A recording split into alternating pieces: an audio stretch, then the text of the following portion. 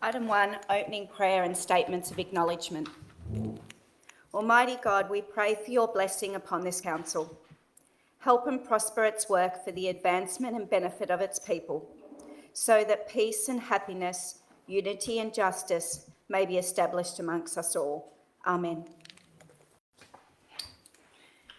Manningham Council acknowledge the Wurundjeri Woiwurrung people as the traditional owners of the land and waterways now known as Manningham. Council pays respects to elders past, present and emerging, and values the ongoing contribution to enrich and appreciate the cultural heritage of Manningham. Council acknowledges and respects Australia's First Peoples as the traditional owners of the land and waterways now known, across country, and encourages reconciliation between all. Manningham Council also values the contributions made to Manningham over the years by people of diverse backgrounds and cultures. I welcome all members of the public who have joined us in person and online to observe tonight's meeting's proceedings. I'd also like to acknowledge and welcome our former Councillor Dot Haynes, OAM, who's here this evening. I would also like to advise that tonight's meeting is being audio and video recorded. All care will be taken to maintain your privacy. However, as a visitor in the public gallery, your presence may be recorded. By remaining in the gallery, it is assumed your consent is given in event that your voice and/or image is broadcast by council. No additional recording of the meeting is permitted without council's consent. Council meetings are conducted in accordance with our governance rules. I will introduce each item of business as listed on the agenda, calling it by number and by reading the title. I will then call for a mover and a seconder of the motion on the item before opening any debate. Only councillors can join the debate on an item. Councillors may adopt the officer's recommendations in the report or propose amendments and supplementary motions.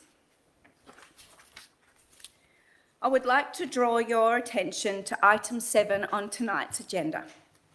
Public question time provides people with the opportunity to ask questions of council. Council has allocated 30 minutes for question time, and the process for public question time is set out in our governance rules. Questions must be received prior to the start of the meeting to be asked. Where we receive advance notice of a question in accordance with our governance rules, we will provide a verbal response to the question at our meeting.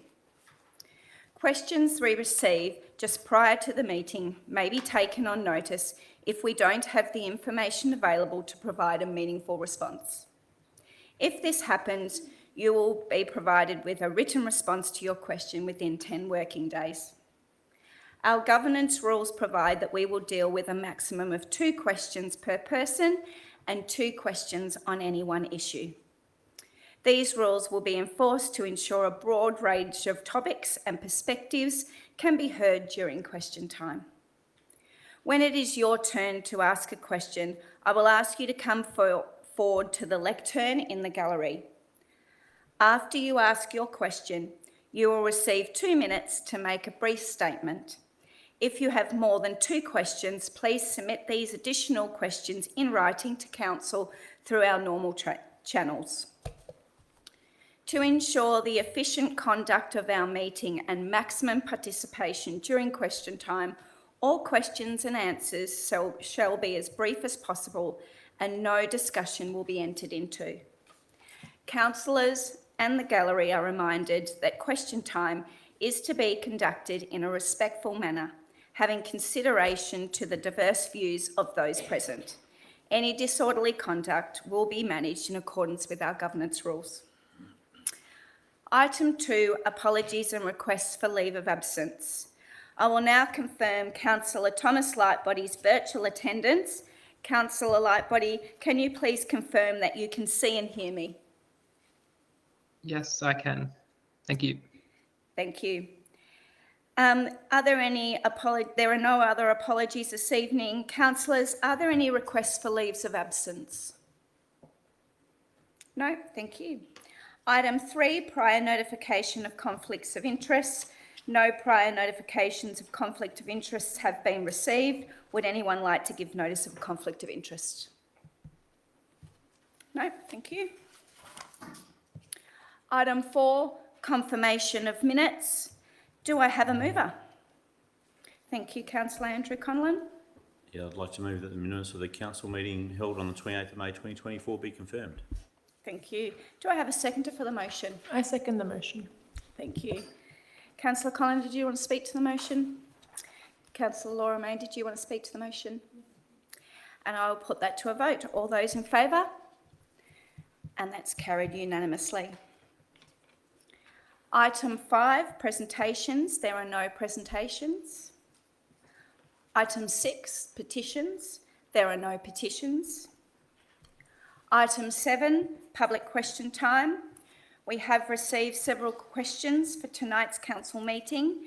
Anyone who has registered a question with council will have the opportunity to read out their question or choose to have their question read out by the CEO. I will call upon those who have registered their questions to come forward to the lectern in the gallery. Our first question has been submitted by Jason Slaverio. Jason is not in the gallery tonight, so I will ask the CEO to read out his question. Thank you, Mayor. The first question is, what powers do the council have to intervene on an immediate health and safety issue on a retail shopping centre which is privately owned and held solely for public use? What happens if that threat is immediate and being ignored by the owners? And the second question is, if there was a serious injury or death on a private space which is permitted by council for public use, would the council investigate? What powers and actions does the council have? And I'll answer that question there. So it's a bit challenging to be able to give a really specific response to both of those questions without the particulars. So the intent will be that we'll take those questions on notice and we'll contact Mr. Slaverio and get a bit more detail and hopefully be able to provide a comprehensive response. Thank you. Our next question is from Jenny Mina. Jenny, if you're in the gallery, would you please come to the lectern to ask your questions? Then you will have 2 minutes to make a brief statement to provide context to your question. Thank you, Jenny. Can council advocate that the North East Link project looks at every other option possible before removal of our significant trees?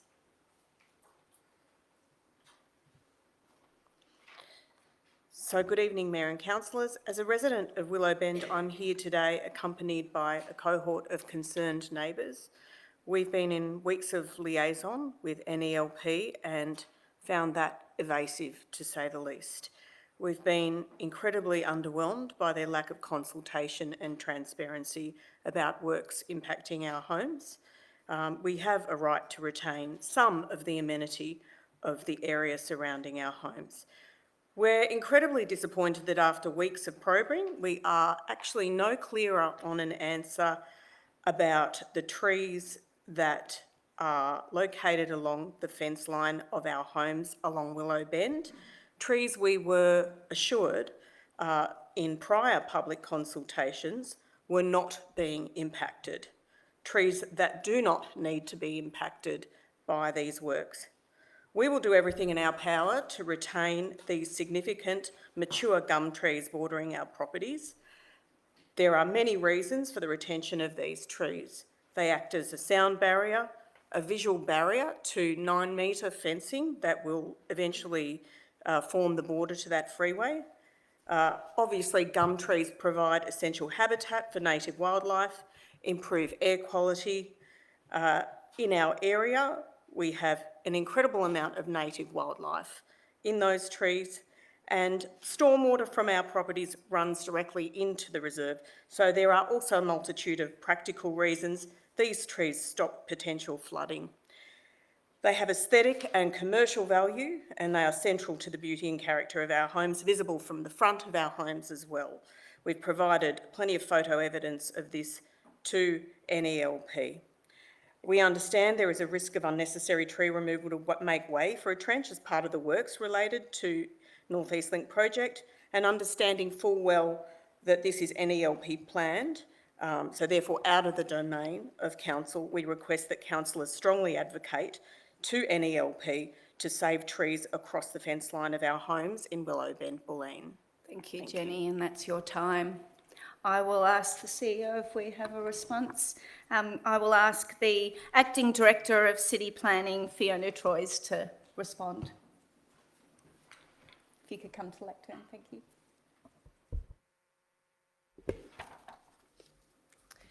Thank you for your question tonight, Ms Minner. The Coonung Creek Linear Park at the rear of 103 to 111 Willowbend, Bulleen is land entirely within the North East Link project area up to the rear boundary of residential properties. Council no longer has authority over this land, including vegetation removal matters. NELP, however, are required to, prior to the removal, destruction or lopping of native vegetation, to consider an avoid and minimise approach in line with the guidelines for the removal of destruction or lopping of native vegetation, DELP, December 2017. Through our regular meetings with NELP and their contractors, Council have and will continue to advocate for vegetation retention and consideration of alternative construction methods where practical. Thank you.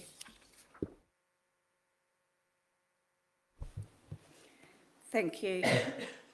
So we have item 8, admission of urgent business. There is one proposed urgent business item. In order to omit a proposed urgent business item, Council will need to resolve as follows: that the motion needs to be read in full to the public gallery. Do I have a mover for the motion? Thank you, Councillor Deirdre Diamonte. Thank you, Madam Mayor. I move an urgent motion as a matter of urgent community concern that Council advocates to the North East Link project to design sewer works and other utility relocation works that avoids the removal of 5 significant and mature gum trees along the rear. Councillor Diamonte, it's just the that Council omits for consideration the urgent business. Oh, I thought I was to read it in full. No, we can't get to do that first.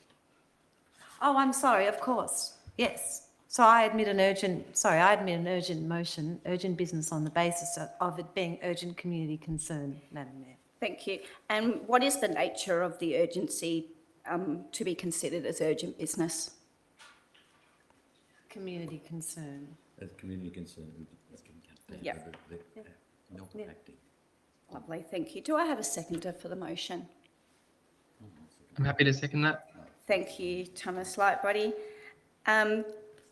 As the mover of the motion, did you want to speak for the urgency of it any further? No, I'll wait to the item, Madam Mayor. Okay. I will put that to a vote. All those in favour? And that's carried unanimously. So Council admits for the consideration urgent business motion at item 15 in tonight's agenda. So that will be later on this evening as item 15. We're up to item 9, so planning permit applications. There are no planning permit applications that require a decision of Council this month. Item 10, city planning. There are no city planning reports this month. Item 11, connected communities. 11.1, our 2024 annual grant program recommendations. Do I have a mover? Thank you, Councillor Goff. Madam Mayor, I move as on the motion in the paper. Thank you. Do I have a seconder? Thank you, Councillor Michelle Kleinert. Councillor Jeff Goff, did you want to speak to the motion? Thank you very much. This is comes up annually before we actually get our budgets done. We were just talking about that earlier on with the annual grant program. Over many years, Manningham has given a lot of our community groups and other organisations that operate within Manningham an ability to trial or expand programs that they're running in the community for the benefit of our community. Although it's not a huge amount, it is an amount that really does help a lot of organisations undertake the tasks that they are doing, and it gives us an opportunity to sort of evaluate those things that are going on in the community, and hopefully those programs can pick up with initial fundings and then keep on going within our community after that. This report really just goes through all of the grants that we have issued out within this year's total, and it totals to about 448,000. So 450,000. Outlined in the report are all the organisations that are receiving funding of this. And I want to, at this stage, thank all of the people that were sitting on the committees to decide on who was getting what funding. It's a lot of work and there's a lot of pressure in that, because we have more applications, or value of more applications, than we actually have got to dish out.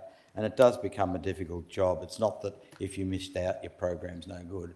It's if you missed out, we don't at this stage have that, and encourage people to apply again the next year. The grant program in the past, many years ago, used to involve councillors, and believe me, that was a committee you didn't want to be on, because it was an extremely hard committee to be on. But we've got outside representatives and representatives from across our community that give us input into making those decisions. So it's made it a bit of a third hand. Yes, council does endorse that now, so we do have a say in what's going on, but we really do rely on those people to give us the best indications of who should be funded for what in this particular year. So again, thank you for all the people that did that, and thank you for all the applicants that came in, and keep your eye out for next year's lot of grants. Thank you.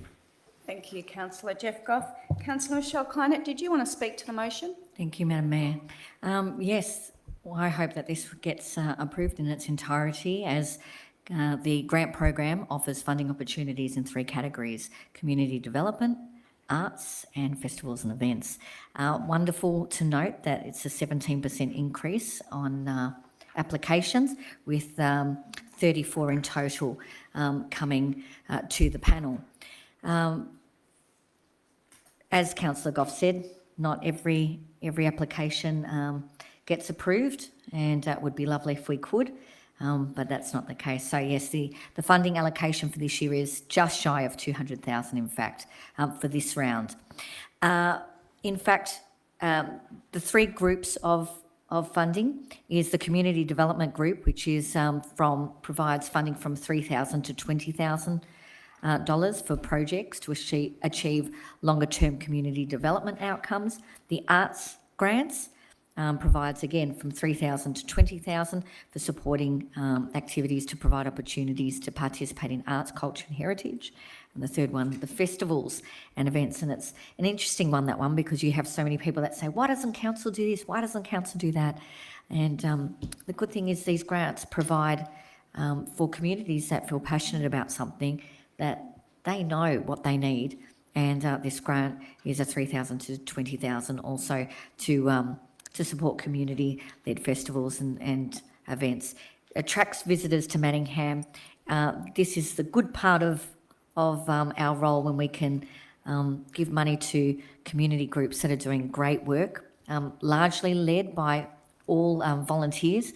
And so we acknowledge that for all those groups that have applied, and we do encourage you into the future to keep looking and applying. There are other grants available, and the way that you find out about that is obviously by being connected to Manningham Matters, Manningham Online, the e-news, the newsletter, all that you don't miss those opportunities. So thank you. Thank you, Councillor Michelle Kleinert. Do I have any speakers against the motion? Do I have any other speakers for the motion? Thank you, Councillor Stephen Mayne. Thank you, Mayor. So I'd like to briefly dwell on the governance and transparency side of this, which I think is very commendable. Councillor Goff talked about the bad old days where councillors were on this committee. I also remember the bad old days where we had ward grants, where there were 3 wards and $35,000 a year to be spent, and if a couple of you agreed to sign, you could give your favourite community group $3,000 to, buy whatever, a new beer fridge or whatever. So That got abolished about 10 years ago, which is good governance.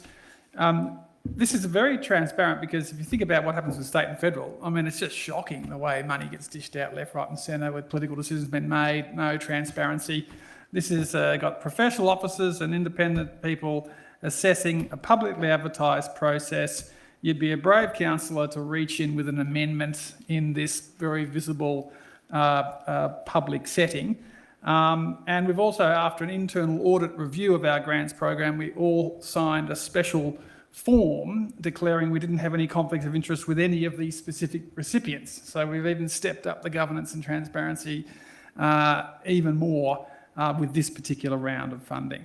I think you could make an argument about the size of the funding envelope, that maybe it could be a bit larger. That is a decision that the councillors can make with the budget each year. And just a couple of observations on a couple of the community development grants. Really pleased to see Living and Learning at Ajani, one of our 5 community houses, receiving a $20,000 grant for their food program. I know they had reported a loss in the last year and had to reduce a couple of staff, and it has been a tough time for some of the community houses. So I'm really pleased to see that they've got a $20,000 grant. And also Templestowe Bowling Club's having a good night. They've got a $5,000 community development grant. And when we get to the budget later on, we'll see that they were one of the successful submitters to the budget that led to a change to the spending proposals, and we have brought forward our investment in the lighting being rolled out at the Templestowe Bowling Club as a response to one of the submissions. So they've had a good night, the Templestowe Bowling Club, both through the grants program and through the budget submissions process. Thank you, Councillor Stephen Mayne. Do I have any other speakers to the motion? I'll speak to the motion then. I just wanted to thank the team on the thorough documentation and process with all of the community groups. Councillors, I note that whether the group was recommended or not recommended in the report, that there was a thorough assessment of why or why not. And I also note that any remaining balance is being carried over to our small grants pool, where some of our groups have been recommended to go for small grant funding opportunities or applications. So I would also like to encourage officers that unsuccessful applicants will also be contacted by council and invited to discuss their application for improvement in the future. And that's another aspect of our team supporting those and helping them be successful in the future. And I think that's worth noting too. So if there's no other speakers, I'll put that to a vote. All those in favour? And that's carried unanimously. Councillors, given that we have members of the gallery present interested in item 15, urgent business, can I have a mover and a seconder that council brings item 15, urgent business, forward in the agenda to be dealt with now? Do I have a mover? Thank you, Michelle Kleinert. Do I have a seconder? Thank you, Councillor Anna Chen. Did you want to speak to? No, Councillor Anna Chen, did you want to speak to moving it up? If there's no other, I will ask that to go to a vote. All those in favour to bring item 15 forward now? And that's carried unanimously. Item 15.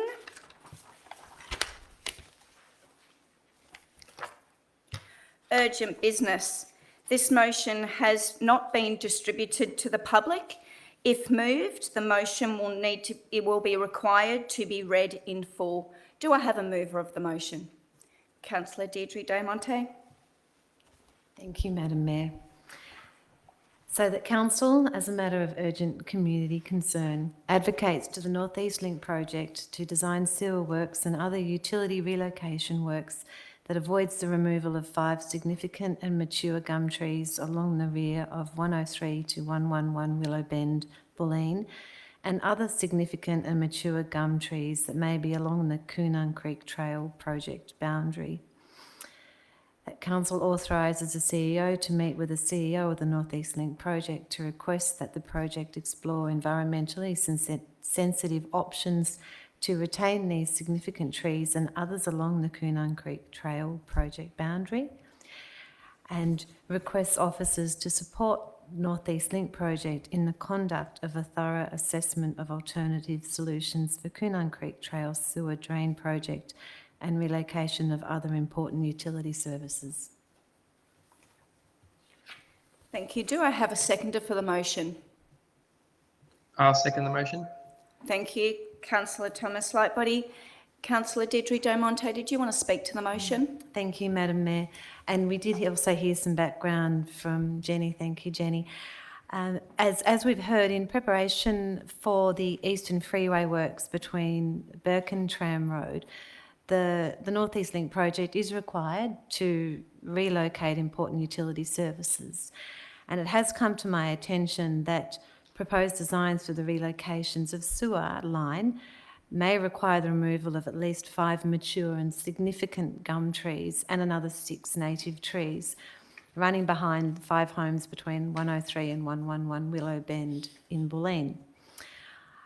Walking around the area today, Madam Mayor, these trees, and I would estimate they'd be a minimum of 8 stories in height and branch width of about 18 metres. I estimate they're more than 100 years old. And the loss of these trees up along the fence line would be in addition to the massive loss of trees running along the boundary of the existing Eastern Freeway noise wall. These gum trees do provide very important environmental benefits that, as we've heard, provide home for native wildlife, stormwater runoff and air quality. They also provide screening not just for the residents but for the broader community, as the freeway widening will bring the freeway closer into that residential street. Recently, Madam Mayor, Manningham Council hosted Dr. Greg Moore, OAM, Chair of the National Trust of Victoria's Register of Significant Trees Committee and a Senior Research Associate at University of Melbourne. And from Dr. Moore's perspective, and he said quite well, the problem isn't necessarily that developers or planners have an active dislike for trees, or that they're expensive to maintain or work with. It's just that they haven't considered them or the contribution they make to a neighbourhood or community. We know that annual tree loss is severe, with a loss of up to 1.5% of tree canopy coverage every year. And it's not just a tragic loss for cultural or ecological reasons, but it does have an impact on our capacity to weather climate change. The vegetation there is not just for ornamental purposes, says Dr. Moore. The shade that is provided reduces the risks of heat wave-related deaths. It enables us to continue to walk along the trail. The canopy cover reduces the effect of the increasingly stronger wind events that we're having.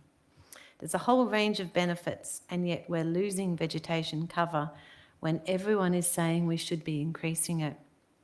So I do ask my councillors tonight to support this motion, to advocate to the North East Link project, to consider these majestic trees and others that will be along the Coonung Creek Trail project boundary, and look to alternative solutions, of which I'm sure there are many, for not just the Coonung Creek Trail sewer trench project, but for future works along that project boundary. Thank you. Thank you, Councillor Domonte. Councillor Thomas Lightbody, did you want to speak to the motion? Yes, thank you, Madam Mayor. I think many of us around the table, having lived in Manningham for so long, know a lot about digging drainage and digging sewer mains. Where I grew up and where my parents live and everything out in Donvale, there's numerous sewers that have been drilled into the ground rather than dug up in trenches. I can think of several creeks where there's sewers running 4 to 5 metres underneath them. So I think it's quite clear that if that's affordable in a low density residential area, then it should be an affordable and practical outcome for a major state significant project. So I'm quite happy to support this and advocate for NELP to look into environmentally conscious ways of removing or moving these services. And so happy to support this motion. Thank you, Councillor Thomas Lightbody. Do I have any speakers against the motion? Yep. Councillor Michelle Kleinert, you'd like to ask a question? Just a small clarification. in Councillor De Monte's, you've done 105 to 111. And I note that earlier on in when we had the residents speak, mentioned 103. So I'm just wondering, 103 to 111, can the... 103 was read out. Was 103 read out? But on the paper it's 105. So can it be just... What's read out? So Councillor Michelle Okay. Kleinert, I'll refer that to the CEO. Just to or make sure that that's all Fiona, corrected, just for... to our director, acting director of city planning to confirm the address. Through you, Mayor, we'll Yep. make sure, I mean, it's clear what the objective of the resolution is to deal with the trees in and around that precinct, so we'll make sure that it's in and around that precinct when we raise it from an advocacy perspective. Fantastic. Thank you. Thank you. That's all. Do I have any speakers for the motion? A question? Yep. Councillor Jeff Goff, question? Yeah, my question is, with the plans of NELP and all the plans that were out there, at any stage did NELP promise not to touch those trees or not to go near them and to go to another spot? Were they always part of a plan to put the sewer in this particular line? Thank you, Councillor Goff, for the question. I'll refer that to the CEO. Unless the acting director can answer, I think we'd have to take that one on notice and come back to you with that specific area, councillor. Well, I Further question there, Councillor I Goff? have a bit of a concern in that is that if NELP, if our community is believing what they've been told by NELP and the plans and everything else, then I think we need to also make sure that the disquiet of the community before they actually start work on changing of their plans need to communicate with the community. Thank you, Councillor Goff. Do I have any other speakers to the motion? I will speak to the motion then. I would like councillors to speak in favour of the motion. In terms of advice that we had through our Inspired Living series, where we have been addressing the result of climate change, we have also been making improvements to our municipality to be able to keep the tree canopy and also to improve its amenity. I also would like to speak about celebrating and protecting the heritage of our significant trees. Not only do trees, sometimes we can't articulate and rationalise why they are of value, but if I could list some of the benefits and values of trees. So not only are they markers and totems of connection for Australians in life that give a real ambience and sense of permanency to the area, they are the fauna and flora habitats of our municipality. They create tree canopy for our municipality. They are of cultural and ecological value. They are part of our ecosystem. They lower the temperatures in our city. They have a cooling effect. They help with heat waves. Tree canopy reduces the effect of increasing storms and wind events.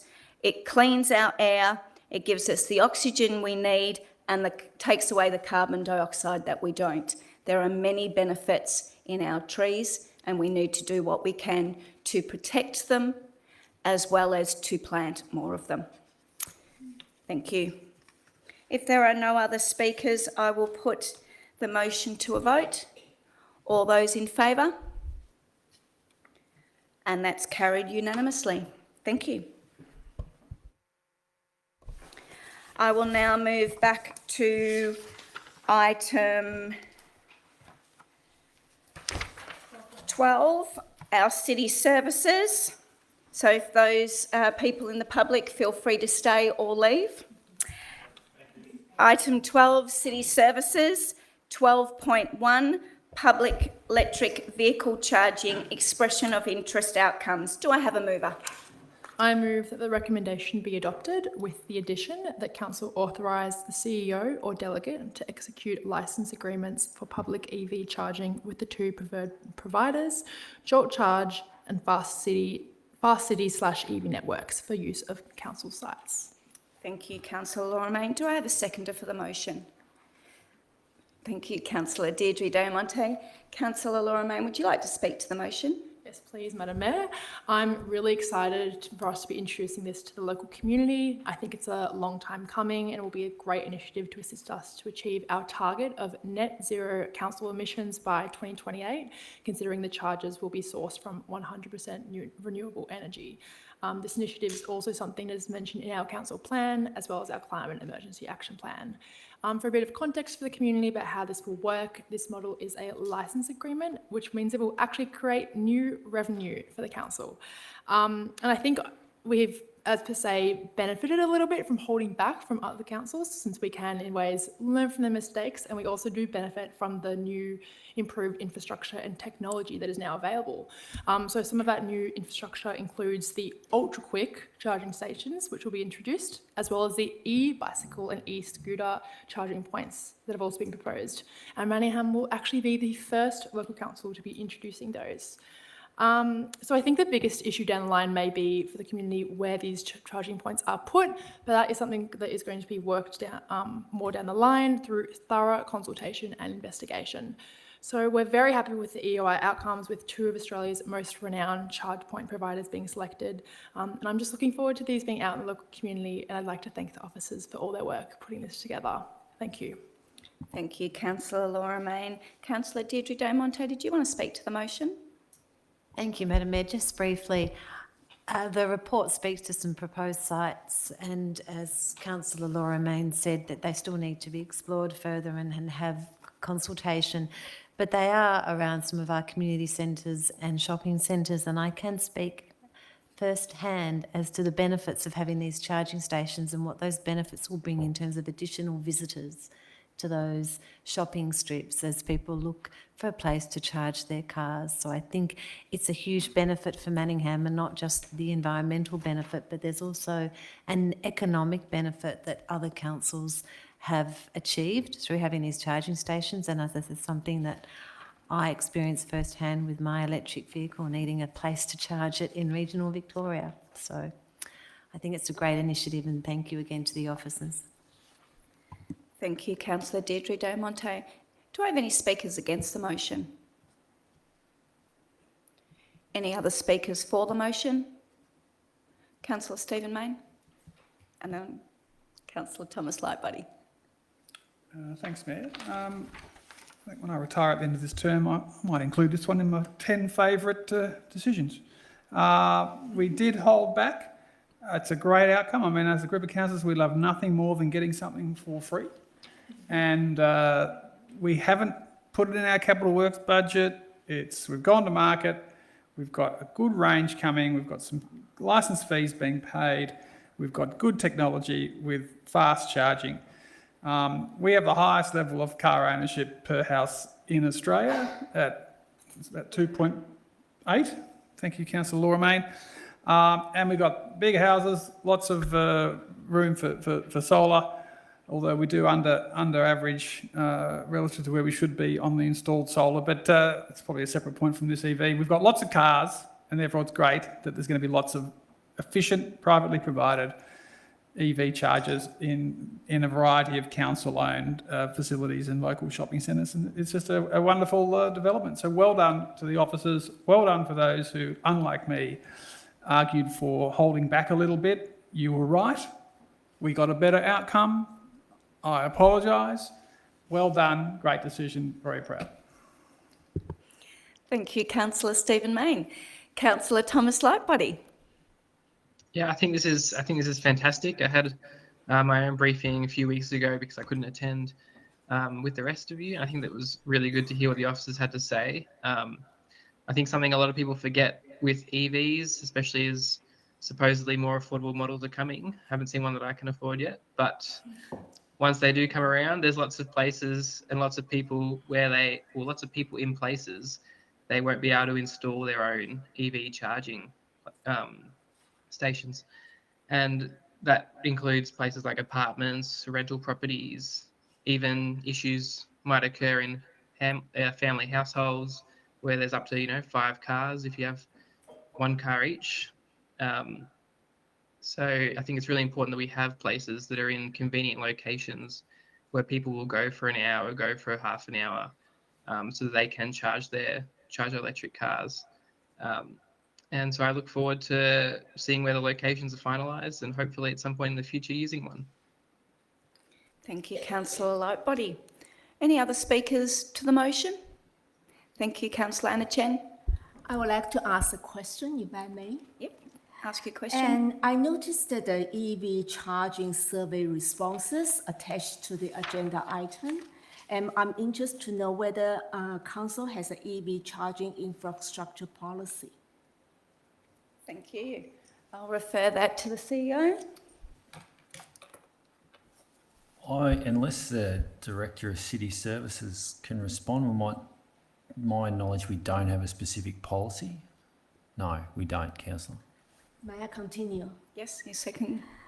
As councillors rightly mentioned about the EV gain popularity and the demand of accessible charging infrastructure actually rises. So I think that therefore it is also good governance and good practice to have an EV charging infrastructure policy.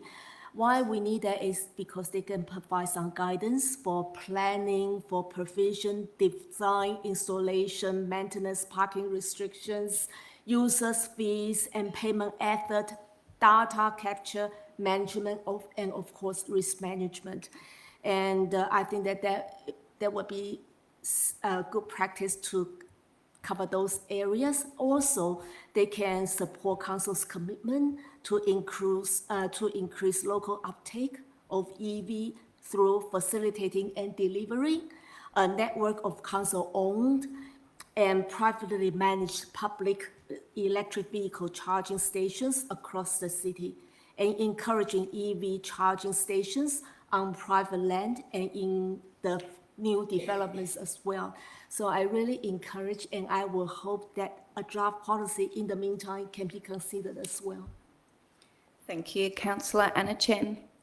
Are there any other speakers to the motion? I'll just speak to the motion then. I just wanted to also touch on the feedback that was in the report regarding the location and how there was the acknowledgement to not only the public electric vehicle charging bring customers to our activity centres, they may also take up some parking spaces, and that these will be done in consultation with traders as well as visitors. And I note that during the planning approval stage, there will be notices to properties and owners surrounding the charging units, be out on advertising for further feedback. So just want to reassure the community that there will be consultation and opportunities to provide feedback. Thank you. And thank you to the officers for all the work in this area. If there are no other speakers, I'll put that to a vote. All those in favour? And that's carried unanimously. Item 13, experience and capability. Item 13.1, community panel remit endorsement. Do I have a mover? Thank you, Councillor Jeff Goff. Do I have a seconder? Thank you, Councillor Michelle Kleinert. Councillor Goff, did you want to speak to the motion? Thank you, Madam Mayor. It's a pretty self-explanatory motion, actually, but if I could just get up here and just talk about a little bit about the Local Government Act, and the most recent versions of the Local Government Act have put more emphasis on community consultation and going out and asking the community about a number of issues that are important at council. And as a result of that, at the start of this council, we had a group that we did do the similar sort of thing. It was a 2-day affair. This one here has been extended to 6 days overall and starts in, I think, September and finishes in February, or something next year with the final report then, and then it goes to council. So it's quite an involved process. Indeed, what we're looking for is to input into, I suppose, the next council plan. So our former group that we went out to provided a lot of input to our current council plan, and again, this input will be required for the next council's plan, the 4-year plan, and that will give elements of not the basis of the plan, because there'll be a lot coming in that's fed into that to begin with, but it's consulting with the community and getting community inputs to see whether there's an agreement there or what areas that they think, and give us some guidance. And it's a true way of going out to our community and involving select people that are coming here to give us that feedback to us. It's not the only stuff we do to consult with our community. We have a lot of other means, and I'm not going to go into those, but with a whole lot of other meetings and other opportunities that people have to have input into what we do.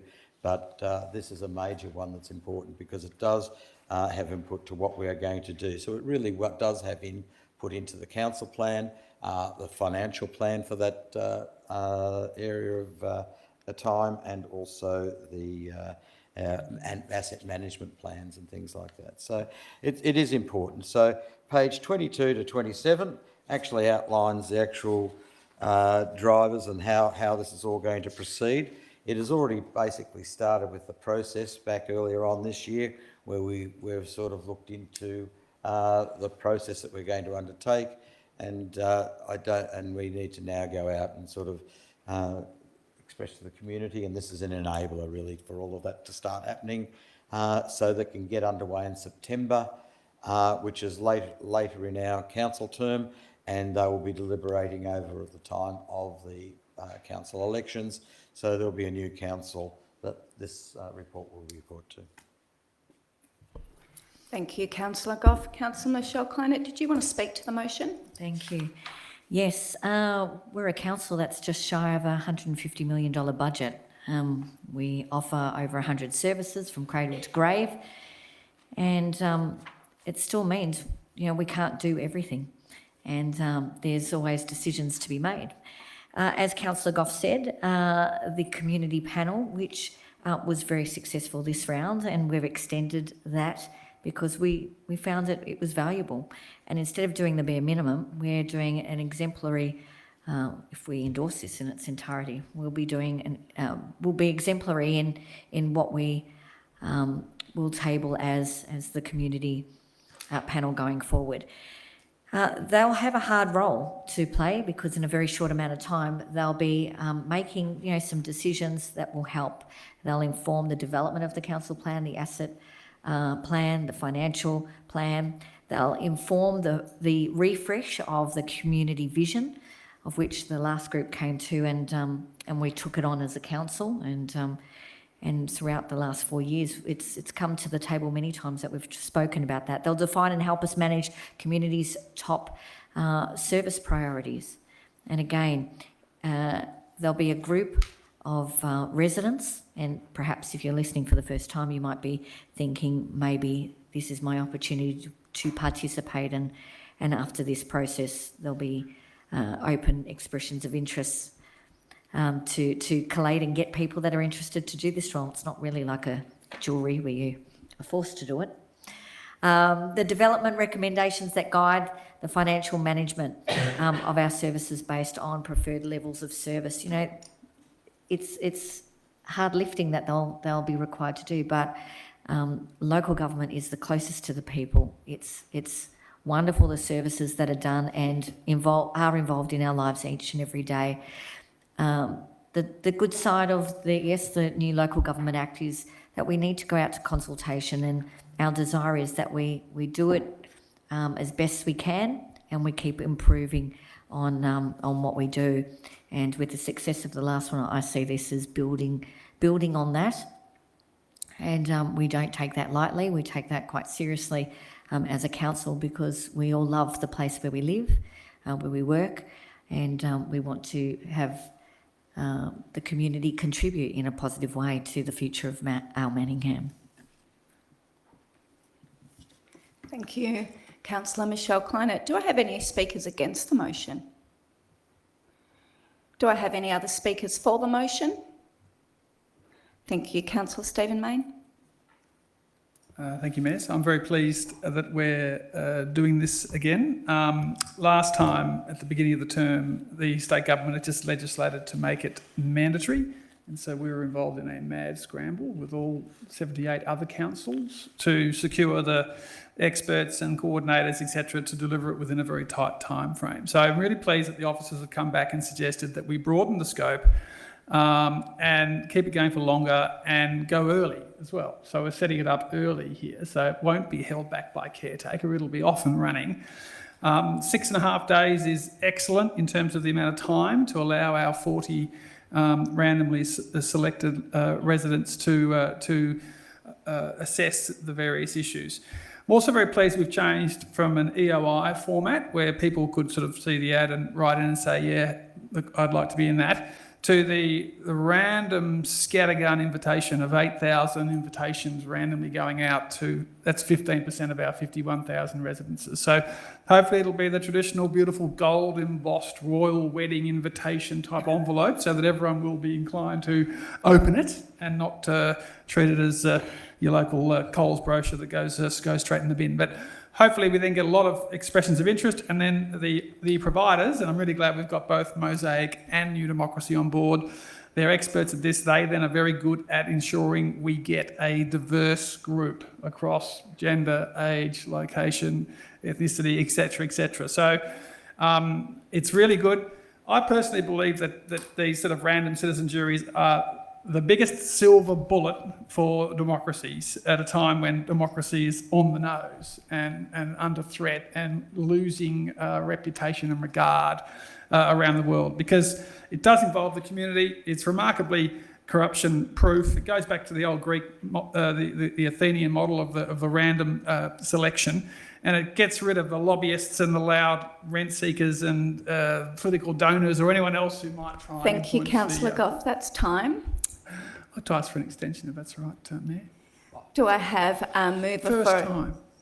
Do I have a mover for the extension? That's Councillor Andrew Conlon, and a seconder, Councillor Jeff Goff. All those in favour for extension?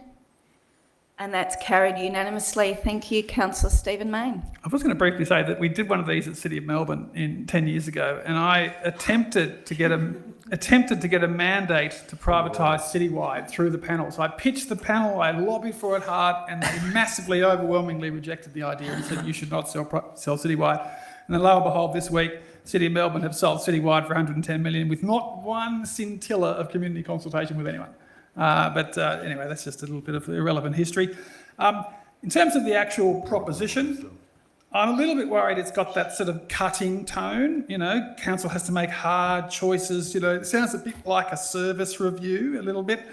I would have preferred maybe a couple of specific tough challenges, like we own 25 kinders, there's all these private kinders popping up, should we stay in the kinder game? You know, those sort of really hard, challenging, specific topics. But no doubt it will be very broad, and many of these interesting topics will get an opportunity to be well ventilated. So well done for getting it up. And I won't be here, I'm retiring, and my final comment was going to be that maybe there's an opportunity to introduce the chamber into the process, because I think the report is written and the council's response doesn't refer to actually bringing it through the chamber. I didn't mention this earlier in discussions, apologies, but that might be a tweak the next council might look at, just to elevate this process and have it written into the actual wording that upon completion that the reports do then get made public and come through the chamber, etc. But overall, I love it. Thank you, Councillor Stephen Mayne. Do I have any other speakers to the motion? I wasn't going to speak, but I will speak. I'll just clarify for the public that even if the envelope is not gold-plated, can I suggest, since there will be 8,000 invitations sent throughout the municipality, that please look out for a letter from Manningham Council. It will be your invitation, and not everybody will receive one. Only 8,000 people will randomly receive one. It will be your invitation to register for your interest to be on the community panel. And when you do, or if you are lucky enough to get that letter, please check the dates of the 6 sessions to ensure that when you register, you are available to be part of this very special community deliberative panel where you will be guiding the next council and the decision making so that we may shape our future of Manningham together. Thank you. If there are no other speakers, I will put that to a vote. All those in favour? And that's carried unanimously. Item 13.2, MAV State Council motions. Do I have a mover? Councillor Anna Chen. I move that the recommendation be adopted. Thank you, Councillor Anna Chen. Do I have a seconder for the motion? Thank you, Councillor Andrew Connellan. Councillor Anna Chen, did you want to speak to the motion? Thank you, Madam Mayor. Improving access to legal services and responding to family violence are the priorities and goals identified in our current 4-year council plan. In the meantime, the next meeting of the State Council of the Municipal Association of Victoria will be held on Friday, 23rd of August, 2024. Council members can submit advocacy motions to be considered and voted by member delegates from each member council. With the recent focus on family violence against women, the availability of free and low-cost legal services is critical to provide advice and support where women are seeking to leave a violent or abusive relationship. A recent trial program in the Outer East, the Mabel's program, takes an early intervention approach for women experiencing family violence. Mabel's matches a community lawyer with a maternal and child health nurse within the maternal and child health center. It has been proven to be an effective and cost-efficient way to support this vulnerable cohort. Expanding the Mabel's programs across Melbourne will support women and help hold the escalating numbers of women being killed by their current or former partners. Another avenue for support is through community legal centers. Community legal centers are independent community organizations that provide free advice, casework, and legal education to their communities. Community legal centers funding is provided by the Commonwealth to the state via funding agreement, which is due for another review in mid-2025. Community legal centers are struggling with increased demand, workforce attraction, and rising costs. As a result, community legal centers are being forced to turn people away, reduce services, and close outreaches. The proposed motion that call on the state government to expand the successful Mabel's program to all parts of metropolitan Melbourne and advocate for additional funding for community legal centers align with the Manningham Council Plan 2021 to 2025. If this motion is successful, there could be an increase in women capacity family violence, minimizing deaths or injury of women because of family violence, and improving social outcomes, including access to legal services for the Manningham community. So I ask my fellow councillors' support for this motion. Thank you. Thank you, Councillor Anna Chen. Councillor Andrew Connellan, did you want to speak to the motion? Sure. Yeah, I thank Councillor Chen for her words, and it is a worthy thing to support in terms of the the situation we face with violence, with domestic violence, family violence, and I think we need to do everything we can I know that there has been a focus on this, but the government seem to be struggling about, how to, what programs to support and how to reduce, how to support those families in the best way. But it's great that we've had this trial and it has been successful. And I congratulate the people all involved with that trial and hope that we can convince the state to roll it out across the state, because it is a valuable program, and also to improve community legal support within Manningham as well. So I thank Councillor Chen for advocating on this, and hope we can support it. Thank you, Councillor Conlon. Are there any speakers against the motion? Are there any other speakers for the motion? Are there any speakers to the motion? If there are no other speakers, I'll put that to a vote. All those in favour? And that's carried unanimously. Item 14, Chief Executive Officer, 14.1, 2024 General Evaluation Return. Do I have a mover? Thank you, Councillor Stephen Mayne. And do I have a seconder? Thank you, Councillor Jeff Goff. Councillor Stephen Mayne, did you want to speak to the motion? Thank you, Mayor. So this is the official acceptance by Council of the general valuation that has been done by a qualified valuation firm, looking at the 51,000 houses, 1,800 commercial properties and 50 industrial properties in Manningham. And they've come back and said that rateable properties in Manningham are worth $70.63 billion. And that comprises $47.3 billion in land and $23.3 billion in built form.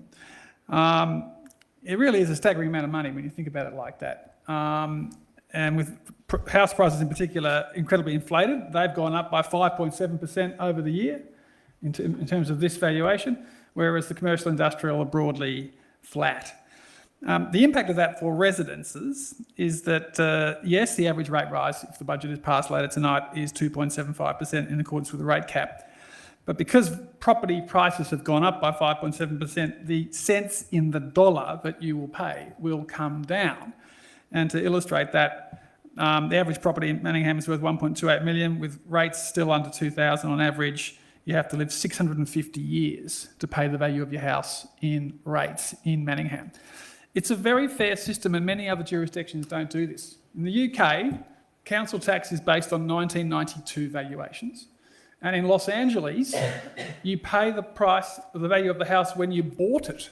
So if you're an old family who've been living there for 50 years in the Beverly Hills, you're paying sod all, whereas a battling young family moves in next door, they're paying 15 times the amount of council tax in Los Angeles, because it's based on the price you paid when you bought it. It's corrupt. It's dodgy. This system is really good. Every year it's valued. The reason why we do it every year is partly because the state government sold off the Land Titles Office for $2.86 billion in 2018, and therefore the private owners want to sell the data as much as possible, so that more often you work it and value it, and the more valuable it is in terms of selling it to realestate.com and everyone else who might buy the data. But it's a very interesting read. There's 471 properties that are excluded from rates, so not rateable, worth $1.04 billion. It includes the private schools, RSLs, churches, and the likes. And overall, it's accurate, and it shows that if all 31 councils in Melbourne have got the same $70-odd billion of CIV that we've got, that's $2.2 trillion for the whole of metropolitan Melbourne. And if you think about it, houses in Australia are supposedly worth 10 trillion. That probably makes sense. But they're very big numbers, and this is how we base our taxing power at Manningham. It is fair. It is updated every year. Some suburbs go down, some suburbs go up. We use market data and experts, so hopefully the community will accept that this is accurate, reliable and fair. And having lived 650 years, it is also low tax, and Manningham has a good record of being a relatively low tax council, particularly using the cents in the dollar measure of taxation. Thank you, Councillor Stephen Mayne. Councillor Jeff Goff, did you want to speak to the motion? Yeah, and the reason for this motion is that the local government require us to actually recognise it and adopt it. The valuation is of the 1st of January 2024, as done by the state government, as Councillor Mayne has talked about. The only difference was that local governments used to do it every 3 years or so, and then it was every 2 years. For local government, it doesn't make that great a difference to anything, because the valuation just works out the proportion that each person is going to pay.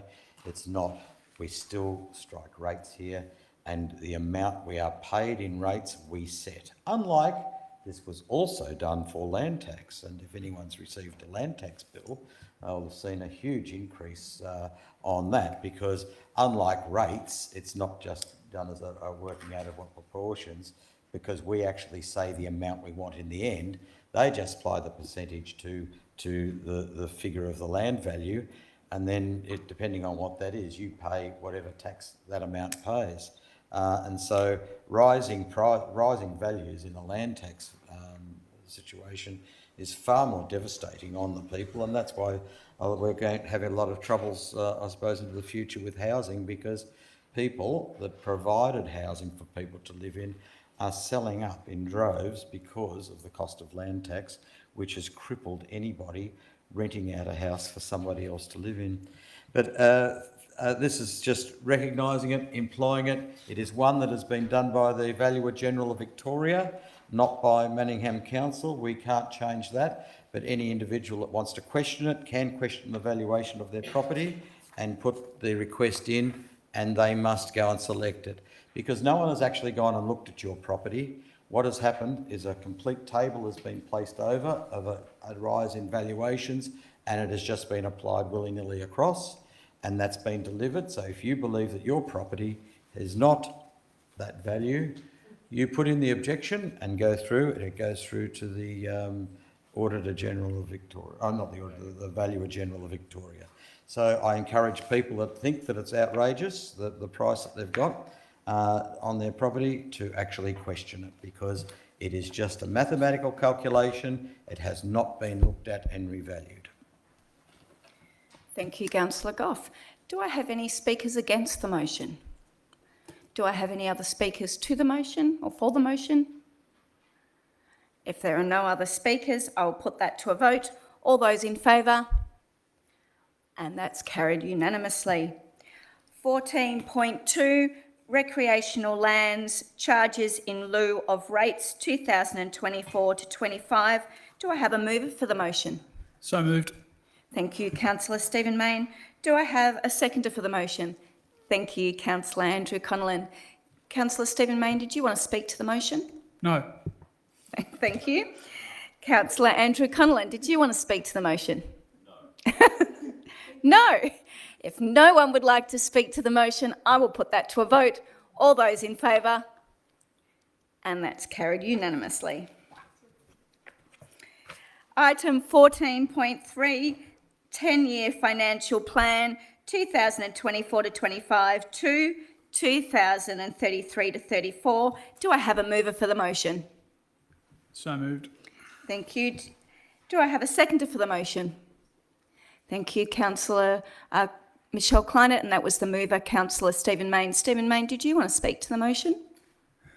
Thank you, Mayor. So I guess this is sort of twinned with the subsequent budget item, but this is the 10-year financial plan, which is, it's good that the law requires councils to come up with a 10-year financial plan, so you can see that they're not going out the back door in the long term making short-term decisions, because these are the projections of the current policies and settings. So there's lots of assumptions obviously you've got to make, but we're assuming we're going to spend a very healthy $55 million a year in capital works, which is a step up from the past run rate of around the $45 million in the previous term. And we're in a healthy position. So in terms of the net cash balance, the lowest it's projected to get over the next 10 years is 42.2 million at the end of year 4 in 27-28. So we will remain debt-free. That is the projection. And the contrast I would observe with the state government, and I was having a look at the Treasury Corporation of Victoria funding program recently. That's the borrowing authority for the state government. They are proposing to borrow $1.5 billion a month, every month, in new money for the next 4 years. $71 billion over the next 4 years in new money on top of their current massive debt that has to be rolled as well. So the contrast between that and this is stark indeed. And I think the residents of Manningham should be reassured that this is a prudently managed council which has some flexibility to respond to issues as and when they arise. In terms of any tweaks that have happened since we released the draft, probably the most notable, I want to give I want to give the federal government a nod for this, is that they have increased the annual roads to recovery funding to Manningham and to all councils. They've basically doubled it since we released the draft, at least that.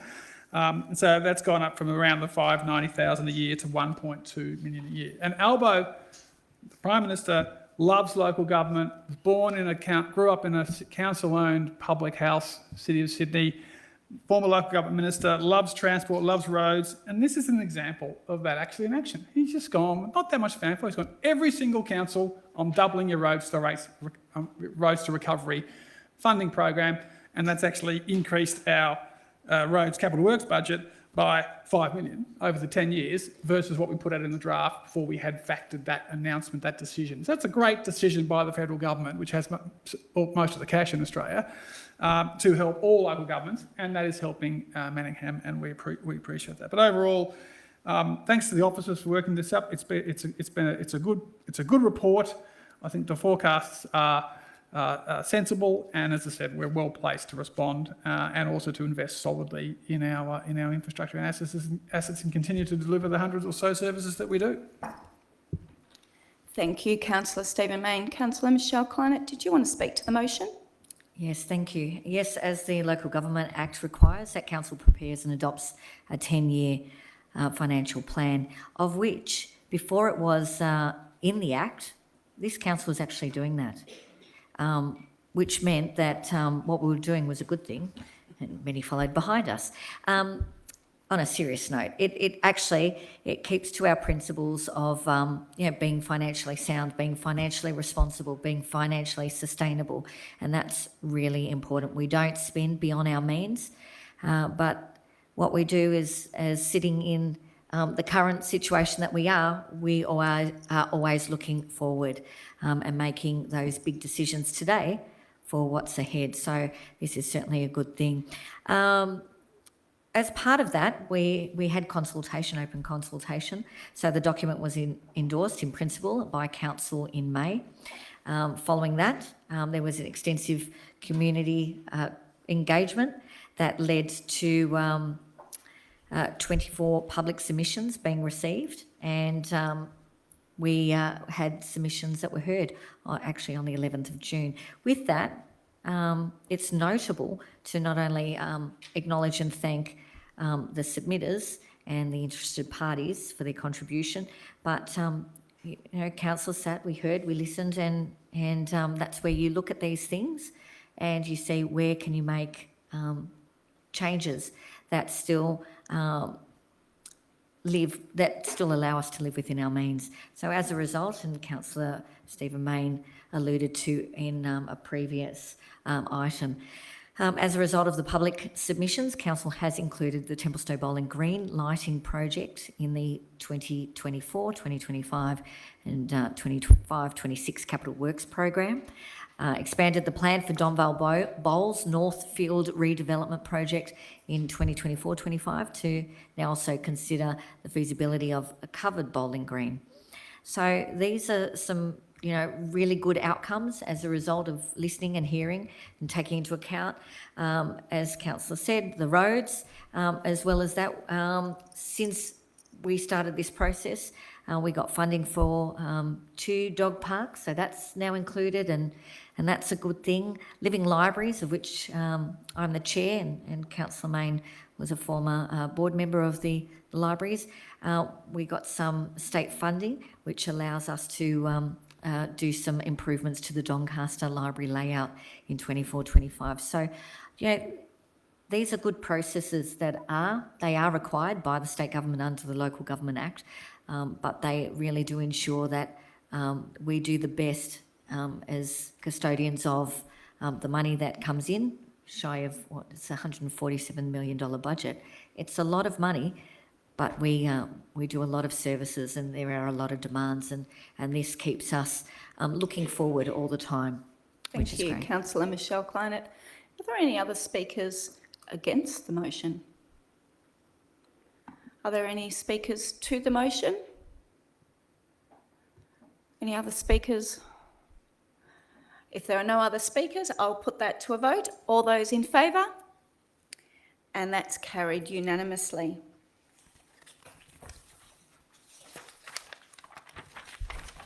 Item 14.4, the 2024-25 budget adoption and declaration of rates and charges. Do I have a mover? So moved. Thank you, Councillor Stephen Mayne. And do I have a seconder? I second the motion. Thank you, Councillor Laura Mayne. Councillor Stephen Mayne, did you want to speak to the motion? Yes. Go for it. Thank you. So this is the final process with our budget. It's been lengthier than normal and different because we introduced a pre-budget pitch this year, in which we got a massive response, many hundreds of community contributors, and then we got the solid more than 20 sort of normal budget submissions after we have released the draft. So it's been a highly engaged process. I know our community panel proposition talks about making hard decisions. We've made a few hard decisions in this budget. We've made the hard decision of spending $1 million in our new service of a co-worker facility, which I'm really excited about. We've made the hard decision to invest $1 million in a battery on Mullumbullen Stadium, which is an excellent new type of capital works, which we do have the capacity to make those sorts of hard decisions to expand into new areas and not just look at it maybe shrinking. And in terms of the taxing power, I mentioned earlier, it's a 2.75% rate cap. Basically, rate setting now is decided by the state government. Virtually all councils just go with the regulated cap. But we have intervened and frozen the waste charge this year as a cost of living measure, which I think will be appreciated by the community. In terms of other capital works, I'm really pleased that the athletics track at Ryshix is going to get a multi-million-dollar pavilion upgrade, which I think is going to be fantastic. And it's great to see Aqua Arena in the forward estimates at more than 20 million. So the full outdoor revitalisation master plan is going to happen. It's in the budget, and we've laid out. It's going to be a multi-year project, and it's our biggest project going forward, and it's very exciting.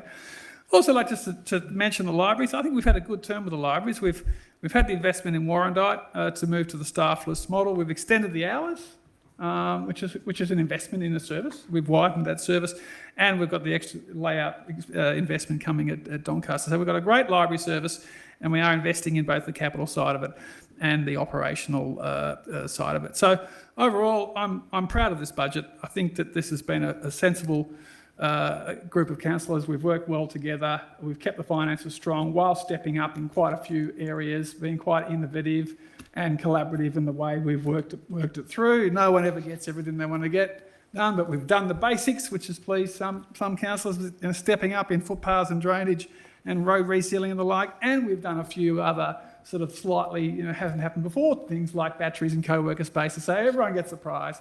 And we've worked well as a team. And I just think it's a broad, well put together package of investments reflecting the challenges of the times and the legacy issues that you've always got to invest and spend money on. So well done to the officers and the community for being so engaged in this most important decision of the year, which is how we spend our $147 million budget each year. It's a big decision, and we're making that decision right now. Thank you, Councillor Stephen Mayne. Councillor Laura Mayne, would you like to speak to the motion? Yes, thank you, Mayor.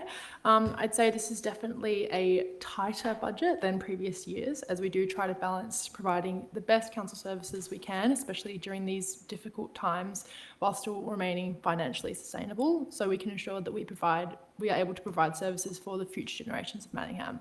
I'd like to echo the sentiment from my colleagues and thank the two other levels of government for their contributions with their recent grants. So those 2 new dog parks and the library upgrades from the state government, and as well as the roads to recovery from the federal government. A few of the measures we are introducing to address the increased cost of living include the increased funding for food relief, continuing our subsidies for school holiday programs, which were very popular in previous years, as well as freezing the waste charge, as we spoke about at our last council meeting. But obviously the star of this show is our capital works program, totaling 54 million this budget, increased from 47 million last financial year. Some of my personal highlights from this program include, some already mentioned, 1.2 million to further implement our Roffey Lake master plan, which is really exciting and already been really well received by the public. The 3.1 million put into the Shram Cottage Museum, which was a result of some really great community advocacy. The 1 million for the battery at Mullumbimby Stadium, as already mentioned. The 1 million for the co-working hub, as already mentioned. 600,000 on our solar panels for council buildings. 400,000 on improving our Doncaster library, one of our best facilities in my opinion. 300,000 for our youth hub, which will be introduced later this year. Super exciting, just across the road here at MC Squared, as well as 200,000 on walking tracks around our ovals, which is a project that came actually from our Sport and Rec Advisory Committee, which is really great. So I would, I'd just like to thank the officers for their hard work put into this budget. I know we gave you a bit more of a hard time this year, so thank you. And I'd like to thank the community for all of this, their input, which we value so much. So that's all. Thank you. Thank you, Councillor Laura Main. Do I have any speakers against the motion? Do I have any other speakers to the motion or for the motion? Sorry, for the motion.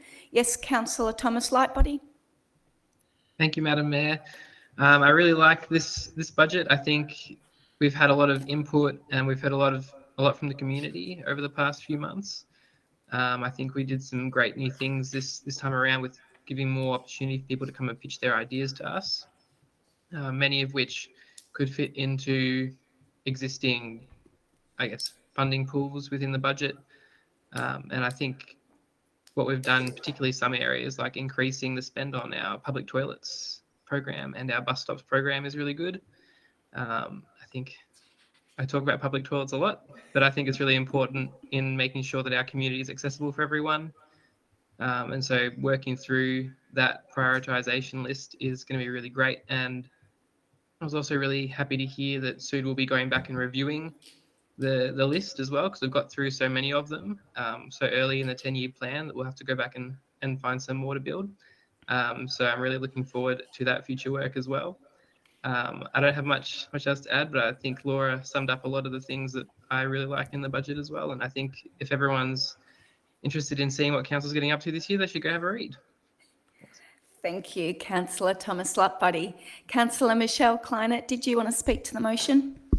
I just want to thank the staff. There's been a lot of work that's gone into this. It's a tough budget, so there's a lot of money, but there's a lot of work that goes in the background, and I'd like that to be acknowledged through you, Mr. CEO. All directorates have worked very hard. We've done consultation, we've listened to people, councillors, a lot of robust conversation has brought us to this point of where I think we're all agreeing that it's a good budget. But please pass on the thanks to the staff that have worked in the 11th hour to bring this together to the table tonight. So thank you. Do I have any other speakers to the motion? Councillor Andrew Conlon.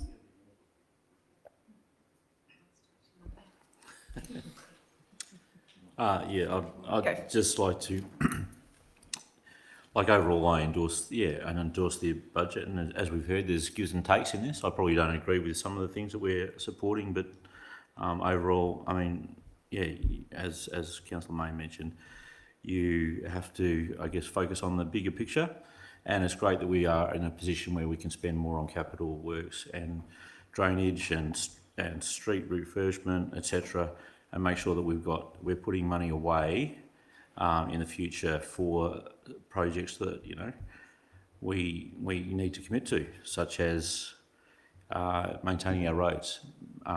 in replacing our roads at some point, improving our drainage system throughout the municipality. I think one of the things that we haven't really mentioned is the freezing of our waste charge for this year, which I think is a good outcome for our residents, and yes, it's a very positive thing. I think, even though it's only a couple of dollars per resident per year, I think all these things add up, and I'm happy to endorse that part of it. I guess some of the things in there that I probably don't agree with other councillors on is things like the community battery. Like, I'm not sure whether the technology is proven on that, whether the payback's proven, but I understand our commitment to the circular economy, and that's a good part of that. So overall a good budget, and thank you officers for putting it together. Thank you fellow councillors for the to and fro, I guess, over the last 9 months, it feels like. So thank you. Thank you, Councillor Conlon. Are there any other speakers to the motion? I just wanted to add on from Councillor Michelle Kleinet's sentiment that I also wanted to especially call out the Chief Financial Advisor and thank the Chief Financial Advisor for all the work that has gone into the budget.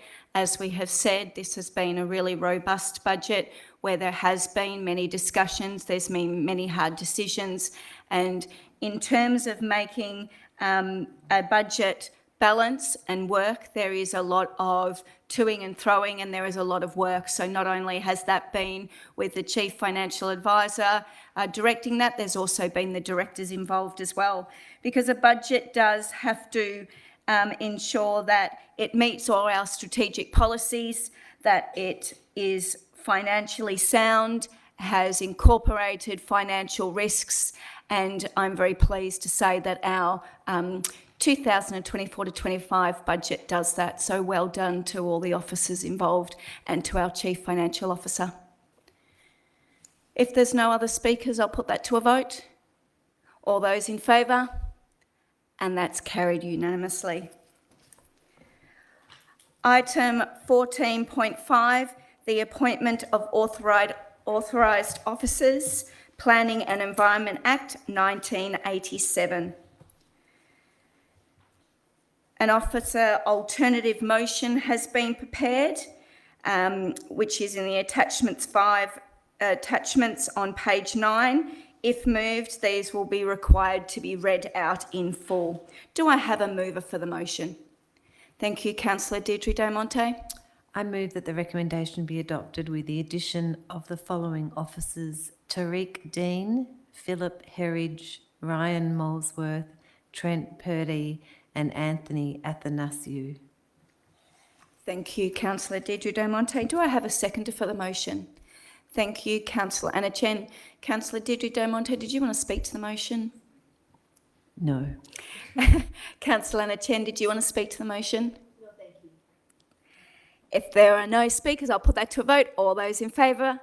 And that's carried unanimously. Item 14.6, informal meetings of councillors. Do I have a mover? Thank you, Councillor Michelle Kleinert. That the recommendation be adopted. Do I have a seconder? I second the motion. Thank you, Councillor Laura Main. Councillor Michelle Kleinert, do you want to speak to the motion? No. Councillor Laura Main, would you like to speak to the motion? No, thank you. With no speakers, I'll put that to a vote. All those in favour? And that's carried unanimously. Item 14.7, document for sealings. Do I have a mover? Thank you, Councillor Andrew Connellan. I'd like to move that the recommendation be adopted, please. Thank you. Do I have a seconder? Thank you, Councillor Deirdre Del Monte. Councillor Andrew Conlon, did you want to speak to the motion? Councillor Deirdre Del Monte, did you want to speak to the motion? As there are no speakers, I'll put that to a vote. All those in favour? And that's carried unanimously. Item 16, councillor reports and question time. Councillors, would anyone like to provide a report or raise a question? Councillor Laura Main. Thank you, Mayor. It was great to go to the opening of the brand new air conditioning facilities at the Sheehan's Road basketball facility a few weeks ago. This was a really great outcome from last year's budget submissions, where the club came and presented to us as a group and we followed through. I personally played for the Boomers for many, many years when I was younger, and I certainly do remember just how disgusting and hot it would get on a hot summer's day. So I can definitely agree this project was a long time coming. And finally, I'd really like to thank the volunteers for all the work they've done behind the scenes. You hold up institutions like the Boomers and things like this really wouldn't happen without you. So thank you so much. Thank you, Councillor Romain. Councillors, do I have any other? Councillor Anna Chen. Yes. Thank you, Madam Mayor. I attended Beverly Hills Junior Football Club's sponsors breakfast and the Doncaster Rovers trivia night recently. Both events invited former AFL player and coach Terry Wallace as the guest speaker. Terry shared his experience in pursuing his football dream and offered words of encouragement to the audience. I was surprised to know that Terry lived in Manningham. As a young boy, Terry used to get on the bus to Heidelberg and then took a second bus to Preston and then took a train for his regular football training sessions. Although Manningham has a good bus services to Melbourne CBD, we still do not have reasonable bus services to other employment and education precincts. So the young Terry's experience said a lot about the need for better bus services in Manningham. And this Sunday, I also attended the annual Omar Eid al-Adha Festival, also known as Festival of Sacrifice, and is one of the most important festivals in Muslim calendar. It is also a special day for children. There were animal farms, jumping castles, stores, rides, delicious foods, and games. I have to say it was a very, very happy and very welcoming festival. Thank you. Thank you, Councillor Anna Chen. Councillor Michelle Kleinert. Yes, Madam Mayor. Last Friday, Council hosted the Homelessness Roundtable, which some of us had the privilege to go to the last half hour. I note that the Director of Community Services isn't here at the moment, but I'd like that to be acknowledged through that directorate. It was an amazing morning. Was it morning? Yes, it was a morning where we, as we attended, you could feel the vibe in the room, and this was where there was so many services interacting with one another for the first time, learning about what they're doing, because homelessness is an issue. It is a growing issue, and yes, we do have it in Manningham. We have actually always had it in Manningham, but now we're seeing it more. We're being challenged more, but the fact that council took the front foot in largely which is not our remit, and that's where we brought together those that are working on the ground, and it was really great to see so many service providers there, so many officers from so many directorates there, feeding in and working out how do we support one another as we support those that are most vulnerable. So that was the Homelessness Roundtable. Thank you. Sorry you missed it, Madam Director. But thanks to your team for putting that on. It was really, really great, and really proud to have witnessed that on behalf of all our councillors here. So thank you. Thank you. Councillors, does anyone have a report or a question? Councillor Deirdre Monte. Thank you, Madam Mayor. So we were all busy last week, because last week I was at the Manningham Uniting Church in Templestowe. They invited me to attend their Dementia Support Committee and to have a walk through their dementia-friendly cafe, which they have set up in conjunction with Dementia Australia. And I want to congratulate them for almost a 2-year journey with them. And I encourage anybody within that area that has that knows of somebody with dementia and their carers to please make themselves known to that church and to that support group, because it's a wonderful facility that they have got there. And I also, in that vein, want to talk very quickly about how well the Memory Lane Cafe is going at Manicare, Madam Mayor. And I think from the last officer's report, we've had 15 attendees, and they're from within the community, so they're not from within the Manicare facility themselves, but from the public. And I think it's wonderful that Manicare's worked to develop that facility as well. So thank you to these wonderful people in the community that are working so hard to provide these dementia support facilities. Thank you, Councillor Deirdre Del Monte. Councillors, are there any more reports or questions? Councillor Jeff Goff. Thank you, Madam Mayor. And listen, I do get up to actually put a bit of history onto the table, and hopefully it can be put into our minutes, which is an issue of preliminary proposals for discussion purposes only of the City of Doncaster and Templestowe for multi-unit development. And this was the absolute upper way of which we did things in Manningham, in Doncaster and Templestowe, on good gestetners, and it's good to see that they haven't improved today on the quality of the maps and the pictures. It's the same sort of stuff that we get today. But some of the interesting things here is that, we talk about density in our city at the moment, but at the time, if you could not have a multi-unit density development on anything smaller than 740 square metres. Now that will, if you look around most of the properties in Doncaster, they're 600 something to 690. Yes, there are some big blocks, but it would rule out a whole lot of other blocks. But you had to also have a 19.5 metres frontage and a 27 metre depth. And then you were allowed to go for this multi-unit sort of stuff that was around, and it was all set out here. And this was the first discussion point. Now, I haven't got an actual date on this, but I should imagine that it is, yes, it is last century, but that's nothing much now because we're only in the 20s. You know, if we're in the 90s, then last century did mean something. But this particular document, I think, needs to be showcased. It actually has been used. It's got some names there of some people that were sent this out to be outraged. And this is many years ago, and I would say it's the late 70s. Oh no, it's actually, sorry, I lied to you, it's 1982. So in 1982, so we have come a fair way. Madam Mayor, I'm presenting this piece of history. It's a historic document that is coming to you, and if you can pass that on to our planning department to keep somewhere. Thank you, Councillor Goff. That's your time, and we will treasure that as a part of our history, especially in our planning department. Are there any other councillors that would like to bring a report or ask a question? Thank you, Councillor Stephen Mayne.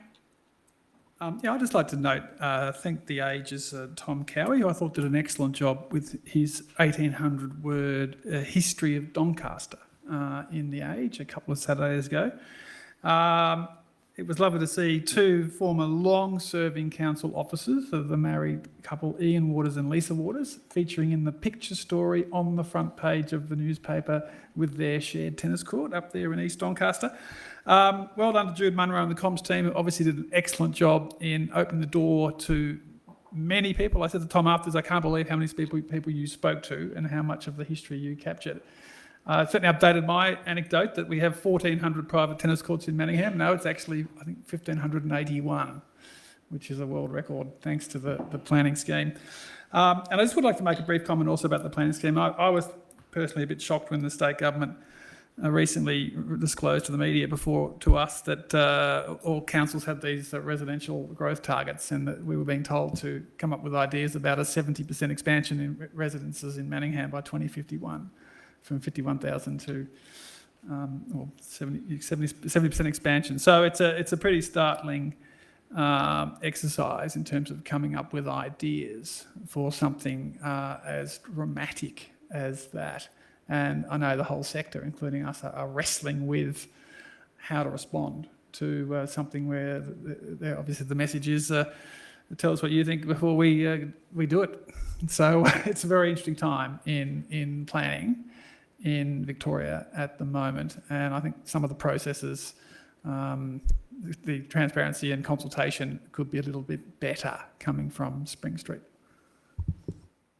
Thank you, Councillor Stephen Mayne. I have a report too.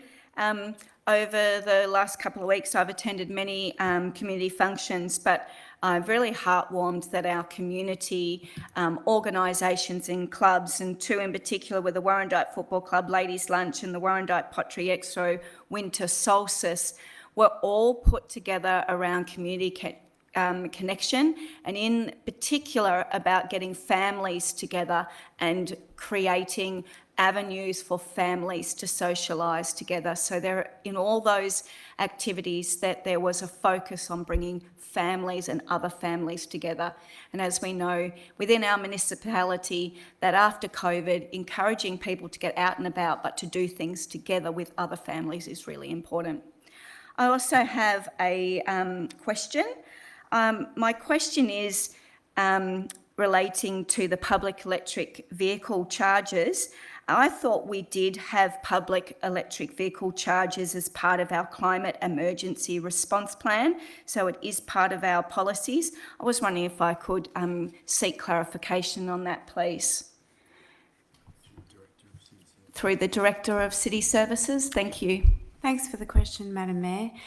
It's definitely loud and proud in our council plan and climate emergency response plan actions around delivering on behalf of our community, transitioning to green powered public charging. So that is actually a focus area. It's also in place ready for implementation by 2026 to meet our community emission targets. So yes, it is included within the action plan and in our climate emergency response plan. Thank you for that. Do I have any other councillor reports or questions? Councillor Andrew Connellan.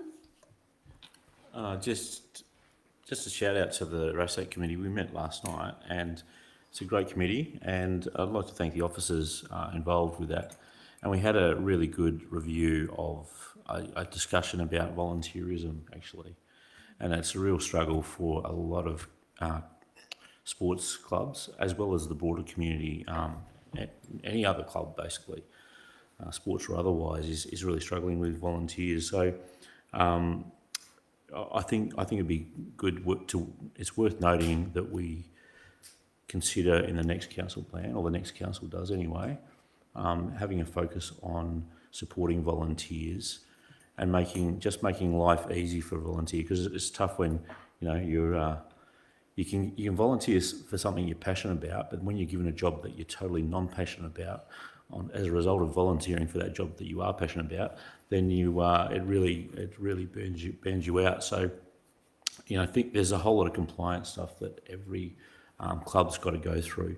And I think we really need to take a serious look and see what we can do to facilitate making life easy, and not have clubs jump through hoops to sort of use our facilities, but make it easy for them to actually develop great cultures within their club and positive environments for volunteers to actually put their hand up. So I'd just like to give a shout out to all the committee for their hard work and input. Thank you. Thank you, Andrew Connellan. I think that is through all councillors, so no other councillor reports or questions. Councillor Thomas Lightbody, did you have one? No, so if that's the case, I'll move to item 17, confidential reports. Do I have a mover? Mayor, I move that Council close the meeting to the public pursuant to sections 66(1) and 66(2)(a) of the Local Government Act 2020 to consider the following item. Item 17.1, Memorandum of Understanding, brackets MOU, dash Yarra Valley Water Recycled Water Project. Stop. Thank you, Councillor Stephen Mayne. Do I have a seconder for the motion? Thank you, Councillor Andrew Connellan. I will put that to a vote. All those in favour? And that's carried unanimously. We will now be closing this meeting to members of the public and to end the live stream to consider this confidential report. Thank you for joining us this evening.